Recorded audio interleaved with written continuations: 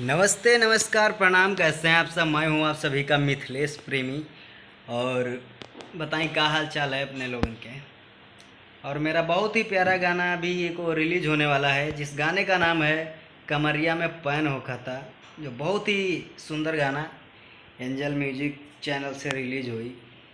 ये बहुत ही सुंदर गाना और बहुत ही झक्कास गाना, जो बहुत जल्द उसका वीडियो भी मिली। और गाने का नाम है कमरिया में पैन होखा था, जिसके राइटर हमारे ब्रजेश बिहारी सर और हैं।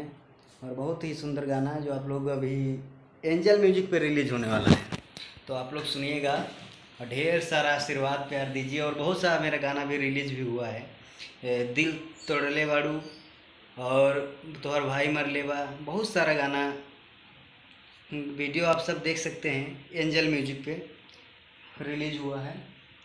और अभी ये कमरिया में पैन होखा था रिलीज होने वाला है, तो आप लोग देखिए और ढेर सारा आशीर्वाद दीजिए।